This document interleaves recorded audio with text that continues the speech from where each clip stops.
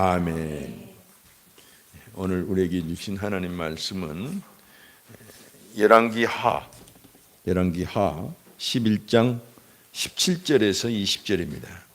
구약 581쪽에 있습니다. 11장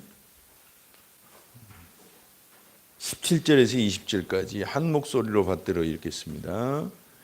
여호야다가 왕과 백성에게 여호와와 언약을 맺어 여호와의 백성이 되게 하고 왕과 백성 사이에도 언약을 세우게 하며 온 백성이 바알의 신당으로 가서 그 신당을 허물고 그 제단들과 우상들을 철저히 깨뜨리고 그 제단 앞에서 바알의 제사장 맏단을 죽이니라. 제사장이 관리들을 세워 여호와의 성전을 수직하게 하고 또 백부장들과 가릿사람과 호위병과 온 백성을 거느리고 왕을 인도하여 여호와의 성전에서 내려와 호위병의 문 길을 통하여 왕궁에 이르매 그가 왕의 왕자에 앉으니 온 백성이 즐거워하고 온 성이 평온하더라. 아달랴를 무리가 왕궁에서 칼로 죽였더라. 아멘. 오늘 열왕기하 11장 17절에서 21절까지 말씀을 가지고 행복의 왕국이라는 제목으로 여러분과 함께 은혜를 나눌까 합니다. 유명한 영화들 중에 복음적 영화들이 여러 편이 있습니다. 물론 성경을 그대로 극화해서 만들어낸 영화 말고 그 외에도 많은 영화가 복음적 영화들이 많아요. 예를 들면 미션 또는 배너, 쿼바디스, 그리고 철로 역정, 이런 영화들은 굉장히 복음적으로 유명한 이름을 제목을 날리고 있습니다. 그 중에 하나 또 소개하고 싶은 것은 바로 라이언 킹이라고 하는 어린이 애니메이션. 모든 세계 사람들이 남녀노소 할 것 없이 감동적으로 지금까지 보고 있는 라이언 킹이라는 영화예요. 줄거리를 조금만 얘기하자면 그 프라이드랜드라고 하는 이제 아프리카의 그 동물의 왕국이 있는데 그게 무파사 왕이라고 아주 훌륭한 사자 왕이 나라를 다스리죠. 그러니까 온 동물들은 평화롭고 풍요로운 그런 정글 생활을 해 나갔습니다. 실제로 환경도 아주 풍요롭고. 근데 그 동생 이 스카, 검은 갈기에 약간은 바짝 마른 야망과 욕심이 가득 찬 동생이 그 형을 엿보고 형의 자리를 엿보고 살해를 합니다. 죽이게 돼요. 그 두 명을 이제 그 무파사 왕의 아들 심바에게 뒤집어 씌워요. 기가 막히게 절호의 찬스로 그렇게 뒤집어 씌웁니다. 그리고 후계자였던 심바가 쫓기는 신세가 됩니다. 그리고 이제 스카의 나라가 되어버렸어요. 그 나라가. 그리고 나서 나라가 아주 엉망이 되죠. 하이에나가 들끓고 동물들은 막 서로 아비규환 그렇게 약육 강식으로 그렇게 잡아먹고 또 환경조차도 아주 흉년이 들어서 가시가 가시가 뭐라고 그러죠? 왕성하고 그냥 그런 세계가 돼버려요. 근데 다시 그 제사장인 라피키라고 하는 사람이 그 원숭이죠. 개코 원숭이.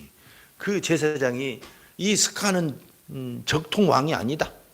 진짜 적통 왕은 신바다 하고 신바를 찾아서 결국은 찾아냅니다. 그리고 망명중이었던 신바를 다시 왕으로 옹립하면서 나라가 동물의 나라가 풍성해졌다는 그런 재미있는 그런 영화예요. 안 보셨다면 오래된 영화인데 혹시라도 안 보셨다면 꼭 한번 보실 것을 추천합니다. 예. 거기 보면 이 자체가 성경적이에요. 이 제작자가 인터뷰에서 이것은 성경에서 영감을 얻었습니다. 성경과 셰익스피어의 햄릿 그리고 또 어떤 애니메이션을 통해서 이 영감을 얻었다고 고백을 합니다. 그러니까 이 영화 자체가 굉장히 성경적이에요. 이 영화 자체가 너무나 우수하기 때문에 상도 많이 받습니다. 아카데미상의 음악상, 주제가상, 골든 글로브상의 음악과 코미디 부분 작품상. 그래서 이 영화는 애니메이션의 상징으로 그렇게 간주되고 있어요. 참 걸작입니다. 걸작. 근데 에덴 동산을 생각해 보면 딱 이 그림과 유사점이 맞습니다. 에덴 동산은 원래 하나님께서 왕으로 다스리시면서 아담과 하와 가정이 행복하게 그야말로 잘 먹고 잘 살았어요. 싸울 일도 없고 서로 싸워도 싸울 일이 생겨도 서로 소통으로 잘 해결하는 힘이 있었어요. 그리고 에덴 자체가 얼마나 아름답습니까? 근데 그만 하나님을 마음속에서 축출해버리고 스스로 왕이 되면 임금이 되면 아니 스스로 하나님이 되면 좋다는 사단의 꼬임을 받고 선악과를 따먹습니다. 그리고 가시와 엉겅퀴가 땅에 나기 시작하고 그 에덴 동산을 잃어버리죠. 그리고 인류는 그 이후로 온갖 고통과 아비규환 속에서 살아가게 된다는 것이 성경의 이야기입니다. 그것이 하나님께서 세상을 이처럼 사랑하사 독생자를 주셨으니 하시면서 예수 그리스도를 보내시는 것, 그것이 복음이잖아요. 다시 하나님의 나라를 회복시켜 주신다는 것이 이 복음입니다. 그래서 스토리가 일맥상통하고 참 잘 되어진 작품임을 우리가 보면 볼수록 알 수가 있어요. 오늘 본문은 이와 그림이 정말 유사하고 딱 들어맞는 그런 본문이 아닐 수가 없어요. 이 본문의 당시는 남왕국 유다와 북왕국 이스라엘로 이렇게 왕국이 나눠져 있었습니다. 그나마 남왕국 유다는 그 다윗의 적통을 이어받아서 하나님을 섬기려는 그런 흔적들이 좀 강했습니다. 물론 여러모로 부족함도 많고 우상 숭배한 시절도 있었지만 그래도 이 끝까지 하나님의 약속대로 다윗의 자손에게서 그걸 적통이라고 그러죠. 적자에게서 난 이 후계자들 그 적통에 의해서 이어져 왔어요. 그런데 북왕국은 수시로 왕국이 바뀌었습니다. 왕조가 싸우고 죽이고 살해하고 그러면서 이 바뀌어요. 그러면서 우상 숭배가 아주 심합니다. 그러니까 남왕국보다 북왕국이 훨씬 영적으로나 삶의 형편이 안 좋았어요. 아주 황폐화되고 하나님 보시기에 너무 안타깝고 그래서 많은 선지자들이 북왕국 중심으로 엘리사, 엘리야 이 유명한 선지자들 다 북왕국 중심으로 활동을 했던 것입니다. 그러다가 오늘 본문은 남왕국 아하시아가 북왕국 그 요람을 이제 병문안 갔다가 생겨난 일이 시작이에요. 요람이 워낙 하나님께 속을 썩이고 우상을 숭배하니까 병이 들었습니다. 그걸 이 남북은 서로 이 사돈지간을 맺고 있었거든요. 그러지 말아야 되는데 그나마 이제 이방인들과 이렇게 사돈지간 맺는 것보다는 낫겠지만 문제는 뭐였냐면 이 북왕국의 아합 왕의 부인이 시돈왕 딸 이 딸의 이세벨입니다. 이세벨의 그 손주들 중에 자손들 중에 남왕국으로 시집 보내거나 이렇게 한 얘기가 있었거든요. 그래가지고 오늘 등장하게 될 그 아달랴라고 하는 사람은 바로 이세벨의 딸입니다. 그 악한 여인, 최악의 여인, 정말 성경에서 최악의 악녀라고 하면 이 이세벨이거든요. 이 여인의 딸로 이 아달랴가 남왕국 아하시아의 그 어머니입니다. 어머니. 근데 아하시아의 왕조에 들어오죠. 이 이스라엘 남왕국 유다의 왕조에 들어왔다 이거예요.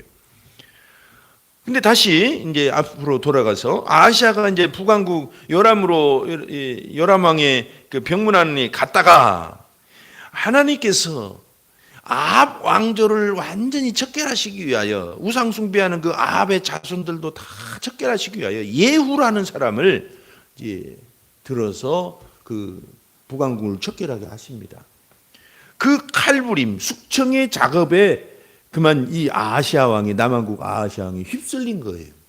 병문안 갔다가 혼비백산하고 도망오다가 그만 이 예후가 요람 왕을 죽이고 이 함께 있던 아하시아도 죽이고 남왕국 이 아합과 연관되어 있는 왕족들 42명을 또 살해합니다. 그래서 이 사명을 가지고 이 예후가 이 아합 왕과 그 사악한 아합 왕과 이세벨 자손들을 다 숙청하고 이제 왕이 되죠. 그래서 사왕조를 열어요. 이 예후가.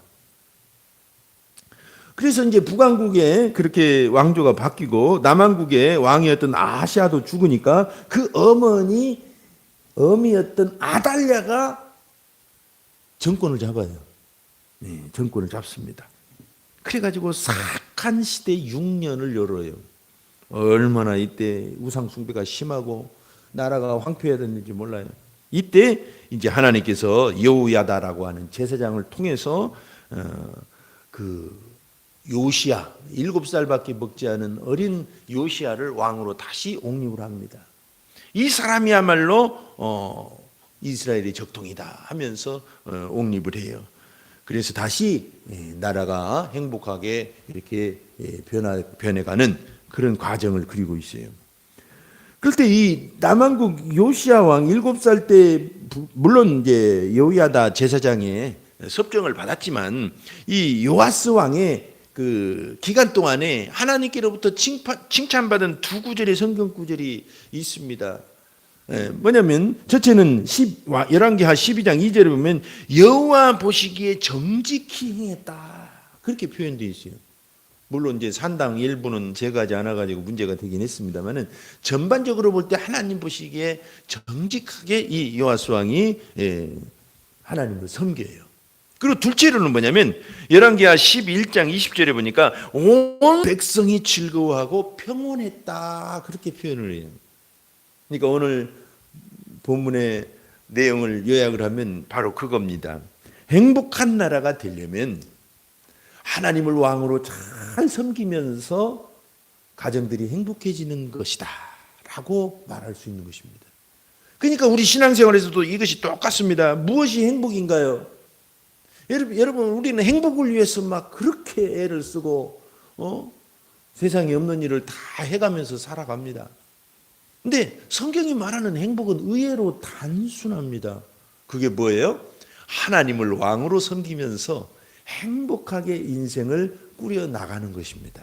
그것이 행복이라는 거예요. 저는 며칠 전에 이제 서울에 잠시 다녀오면서 이제 큰아들을 좀 보고 오랜만에 목사님들 모임이 있어서 이렇게 참석하고 그 대학 동기들이거든요. 그래서 사소한 일이고 뭐 사역에 대해서 깊이 있는 문제를 얘기하진 않았지만 굉장히 행복함을 느끼고 왔습니다. 그래서 행복이라는 건 의외로 단순하고 가까운 곳에 있다는 것을 새삼 더 느끼게 됐어요. 여러분 행복은 멀리 있는 게 또 아닙니다. 복잡하고 힘들게 얻는 것도 아닙니다. 오늘 말씀대로 하나님을 왕으로 섬기면서 행복하게 살아가면 그것이 진짜 행복이고 영원한 행복이고 빼앗기지 못하는 그런 행복인 것입니다. 네. 이해하십니까? 동의하십니까? 네, 정말 행복은 다른 거 아니에요. 단순합니다. 하나님은 그렇게 설계를 하셨어요. 그래서 성경도 하나님을 사랑하고 이웃을 사랑하는 것을 핵심으로 잡고 모든 율법과 선지자의 강령으로 삼으셨죠. 그리고 곳곳에 하늘엔 영광 땅엔 평화 하면서 단순하게 우리에게 이 행복의 비결들을 얘기해 주십니다. 자, 그래서 우리는 행복의 왕국, 행복의 나라를 일구기 위해서는 어떻게 해야 됩니까?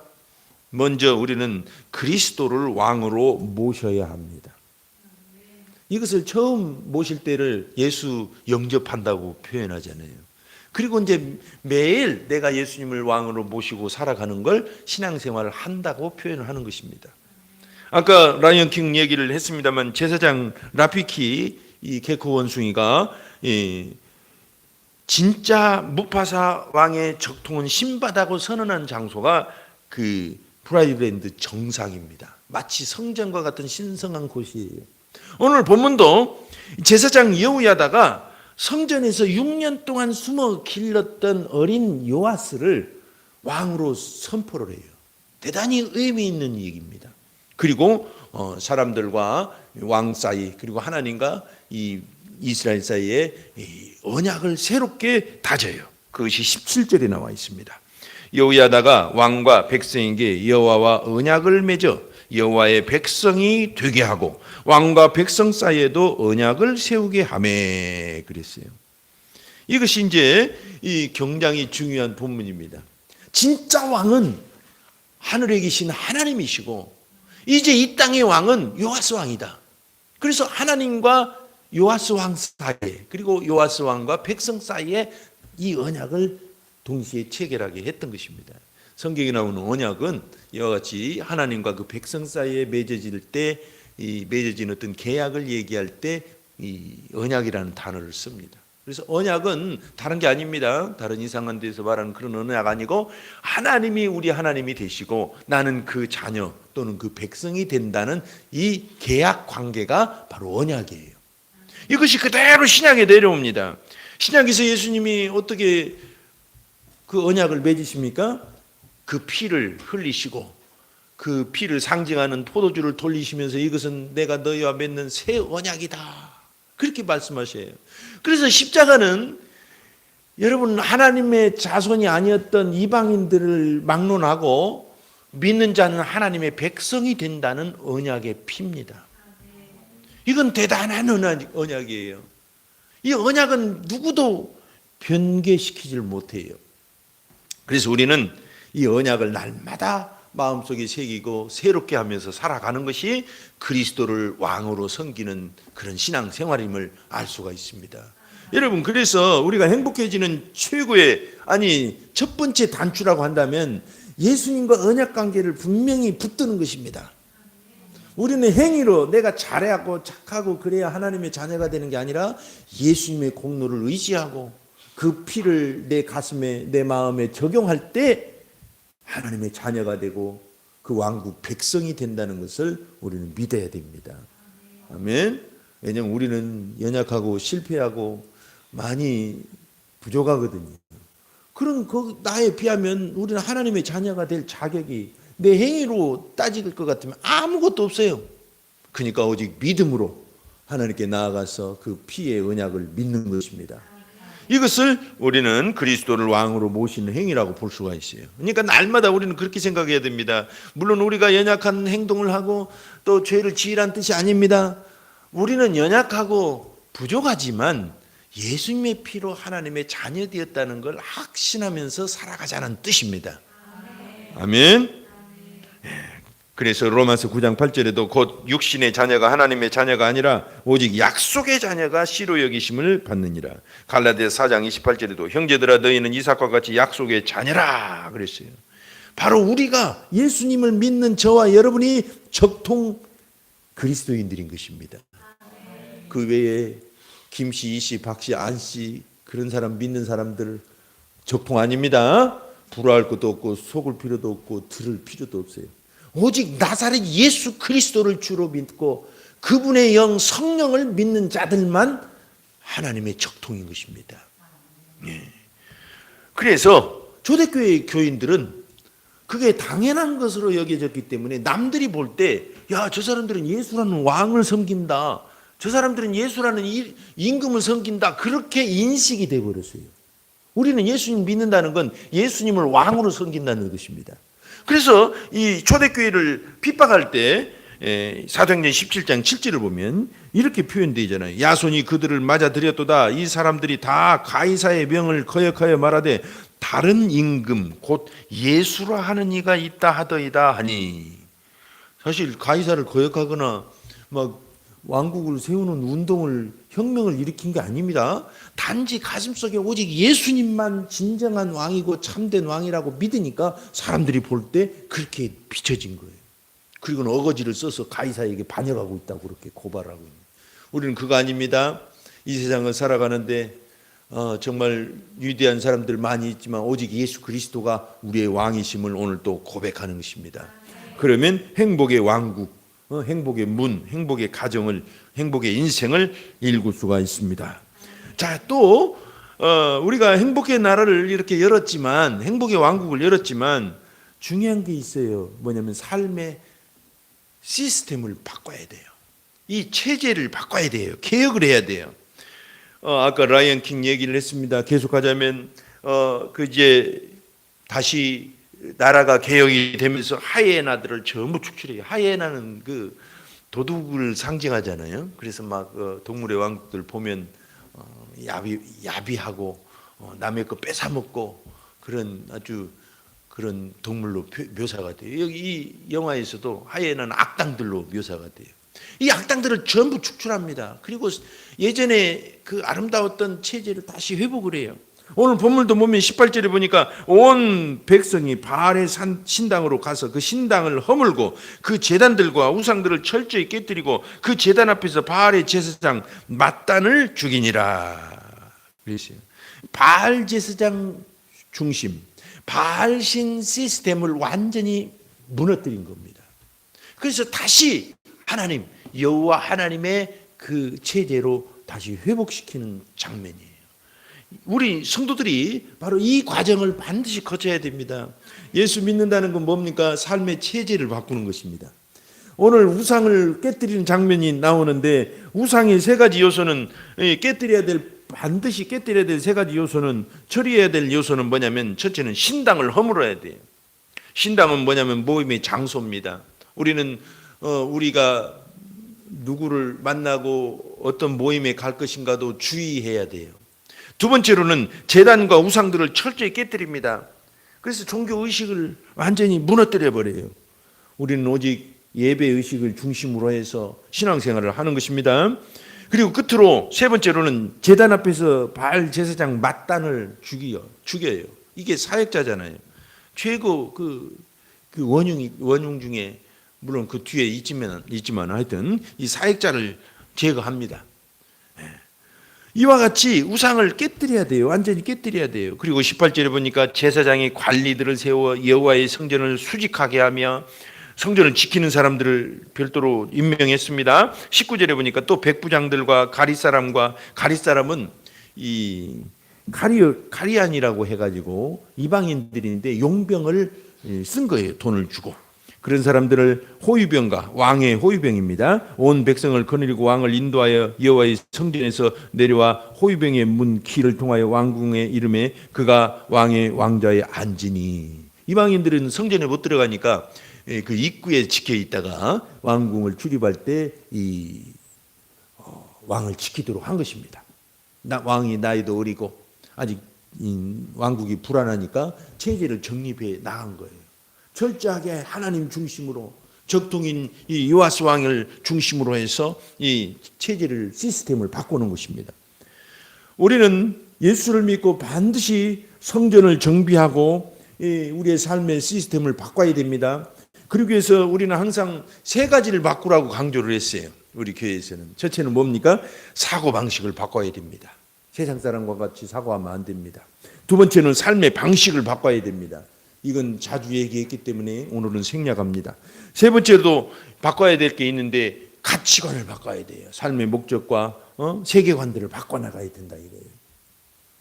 그래서 로마서 12장 1절에서 2절 보면 이게 바로 우리가 예수를 믿으면 반드시 바꿔야 될 신앙의 체계라는 것입니다. 그러므로 형제들아 내가 하나님의 모든 자비하심으로 너희를 권하노니 너희 몸을 하나님이 기뻐하시는 거룩한 산 제사로 드리라. 이는 너희의 드릴 영적 예배니라 하시면서 2절에 너희는 이 세대를 본받지 말고 오직 마음을 새롭게 함으로 변화를 받아 하나님의 선하시고 기뻐하시고 온전하신 뜻이 무엇인지 분별하도록 하라. 여러분 거룩한 예배가 뭘까요? 거룩한 산 제사가 뭘까요? 우리의 삶의 시스템을 바꾸는 것입니다.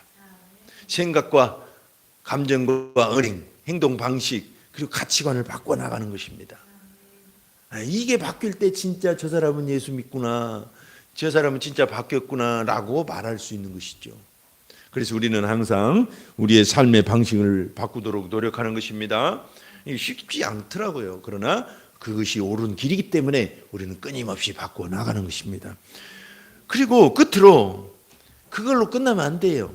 뭐냐면 반드시 이것은 날마다 주의 깊게 해야 될 일인데 바로 불행의 원흉을 제거해야 됩니다. 이거 살아나면 안 돼요. 또 살아나면 또 죽여야 돼. 이미 죽었는데 우리는 자꾸 살리거든요. 이 원흉. 우리가 이 라이언킹도 시리즈가 있습니다. 3편까지 나왔는데 이 시리즈가 끝나려면 어떤 일이 일어나야 돼요? 한 편이 끝날 때 악당의 두목이 죽어야 돼요. 이 악당의 두목이 죽지 않으면 2편이 또 만들어져요. 3편이 또 만들어집니다. 그래서 악당이 끝에 멀리 탈출하고 막 그런 장면이 나올 때 이거 속편이 있구나라는 것을 짐작할 수가 있어요. 마찬가지입니다. 여러분, 스카는 죽어야만 합니다. 그런 것처럼 이 오늘 본문에도 이 원흉 중에 원흉이었던 그 제사장이 이방 제사장이 아무리 많아도 이 사람 죽지 않으면 안 된 그런 인물이 있었는데 그게 누굽니까? 아달랴였어요. 아달랴. 이 사악한 여인 아달랴. 20절에 보니까 온 백성이 즐거워하고 온 성이 평온하더라. 아달랴를 무리가 왕궁에서 칼로 죽였더라 그랬어요. 온 백성이 달려들어가지고 저 여자 죽이자 그런 거예요. 6년 동안 나라를 완전히 농간하고 그렇게 허물어 버렸다. 그냥 그래서 백성들에게 죽임을 당한 것입니다.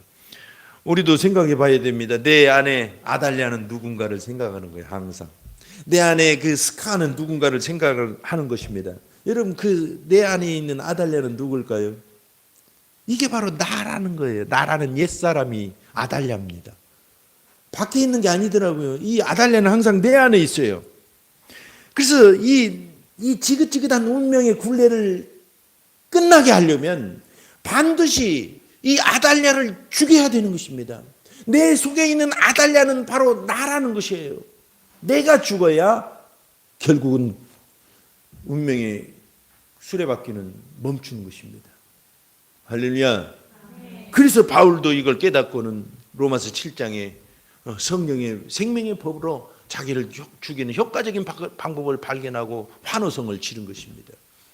여러분, 십자가 예수를 믿고 그걸로 딱 죽을 때까지 영원히 나는 죽었구나, 이제 예수님이 나를 위해 나를 대신해 나와 함께 죽으셨구나라고 믿고 신앙생활이 진행되면 얼마나 좋아요. 근데 수시로 내 생각이 살아나고 내 감정이 살아나고 나라는 존재의 행동이 결정이 살아나잖아요.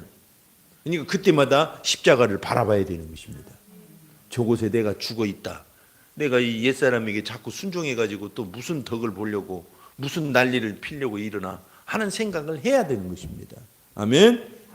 그러니까 여러분, 내 안에 내가 죽어야 돼요. 지긋지긋한 운명이 끝나려면 내가 죽어야 되는 것입니다. 공자가 죽어야 되는 거 아닙니다. 누가 죽어야 되는 거 아닙니다. 바로 내가 죽어야 세상의 모든 것이 해결되기 시작이에요. 그래서 성경에 나오는 기적들은 전부가 다 내 속에 들어있는 아달랴, 나가 죽을 때 일어난 것입니다. 나만 장군을 보세요. 문둥병이 걸려가지고 이스라엘의 선지자에게 왔지만 내가 살아나니까 평생 문둥병 달고 살 뻔했어요. 그런데 하물며 그 더한 일도 시켜도 해야 되는데 지금 찬밥 더운 밥 가리게 생겼냐고 그 부하가 얘기하니까 시킨 대로 요단강에 들어가서 7번 들어갔다 나왔다 하니까 치료돼 버렸습니다. 내 생각에는 하고 그 생각을 굽히지 않다가 그 안에 들어있던 아달랴, 나만의 자아가 죽으니까 기적이 일어난 거예요. 종교개혁이라는 건 다 그런 거였습니다. 신앙의 개혁, 우리가 예수를 믿는 시작점도 그거였고 날마다 우리가 새롭게 되는 그것도 바로 그 나가 죽는 것입니다. 가나의 혼인잔치에서 기적이 일어난 것은 어떻게 일어났습니까? 예수님이 손님으로 와 계실 때는 일어나지 않았습니다. 근데 저가 시키시는 대로 해라라고 주인의 자리에 앉혀드리는 순간 기적이 일어나기 시작한 것입니다. 나가 죽을 때, 예수님이 진짜 왕이 되실 때 기적은 일어나는 것입니다. 우리는 이미 권세를 받았어요. 하나님의 권세, 예수 그리스도 안에서 권세가 있잖아요. 근데 왜 안 나타날까요? 내 권세가 드러날 때 예수님의 권세가 안 나타나더라고요. 그러니까 내 권세를 제거해야 됩니다. 그 아무 쓸모가 없어요. 그 내 권세 위에 예수 그리스도의 권세를 입혀서 나가시면 사회에서도 권세 있는 삶, 영향력 있는 삶을 사는 것입니다. 예수님께 왔던 많은 사람들이 치유받고 귀신이 쫓겨나고 가정이 회복됐습니다. 소망을 얻었습니다. 다 어떻게 일어났습니까? 왕이 바뀔 때, 자기가 죽고 왕이 바뀌고 생각이 죽고 예수님의 생각을 취할 때 그 기적들이 일어난 것입니다.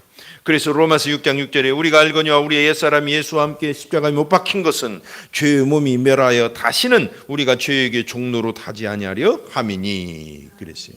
그래서 이와 같이 날마다 우리가 우리 안에 있는 자기가 십자가에 못 박혔음을 확인하고 관리를 해줘야 돼요. 관리. 성인병도 관리하면 평생 건강하게 살 수 있잖아요. 관리 못하면 죽습니다. 자기가 죽었다고 그게 끝난 게 아니에요. 평생 관리를 하는 거예요. 죄를 다스리듯이. 한번 예수 믿으면 모든 건 끝났다고 생각하는 이단이 바로 구원파예요. 우리는 그거 믿지 않습니다. 이미 예수 안에서 새 사람이 되었지만 항상 십자가를 바라보면서 자기를 관리하는 것입니다. 아멘. 오늘 주제는 행복한 나라, 행복의 왕국을 열어가는 비결을 함께 나눴습니다. 하나님이 창조하신 인생은 의외로 구조가 간단합니다. 행복을 추구하는 것도 의외로 간단해요. 바로 하나님을 왕으로 모시고 행복하게 사는 것입니다. 그러려면 예수 그리스도 중심으로 살고 삶의 시스템을 정비하고 그리고 십자가에서 불행의 원흉인 나를 항상 못 박혔음을 확인하는 것입니다.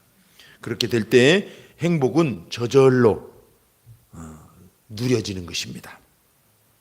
저는 가끔 행복의 나라로라는 노래가 생각이 나고 좋은 노래라고 생각을 합니다. 1974년도 오래됐지만 한대수 씨가 발표한 곡인데 가사만 조금 여러분에게 소개하겠습니다. 행복의 나라로 장막을 걷어라 나의 좁은 눈으로 이 세상을 더 보자. 중간쯤 가면 참 좋은 구절이 나와요. 아, 나는 살겠소. 태양만 비친다면, 우리는 하나님만 내게 은혜를 주시고 나를 다스리신다면 모든 것이 행복합니다. 밤과 하늘과 바람 안에서 비와 천둥의 소리 이겨 춤을 추겠네. 나는 행복의 나라로 갈 테야. 끝부분이 또 멋있어요. 참 한편의 시입니다. 이 노래는. 광야는 넓어요. 하늘은 또 풀어요. 다들 행복의 나라로 갑시다. 다들 행복의 나라로 갑시다. 한번 기도하겠습니다. 우리는 이 주님의 행복의 나라로 초청을 받은 사람들입니다. 그런데 어떤 사람은 행복하고 어떤 사람은 왜 행복하지 못할까요? 예수를 믿고 교회를 다니지만 어떤 사람은 행복하지만 어떤 사람은 여전히 행복을 누리지 못할까요? 그것은 방법을 몰랐기 때문입니다. 오늘 말씀처럼 항상 우리 마음의 중심에 예수님을 왕으로 섬기는 것입니다. 그리고 삶의 방식을 자꾸 바꿔나가는 것입니다. 그리고 불행의 원흉인 내가 십자가에 못 박혔음을 항상 믿음으로 바라보고 관리하는 것입니다. 그렇게 할 때 우리는 이 땅에 있는 동안에 행복한 삶을 살 줄로 저는 확신합니다. 이 시간 합심해서 한번 기도합니다. 하나님 아버지 감사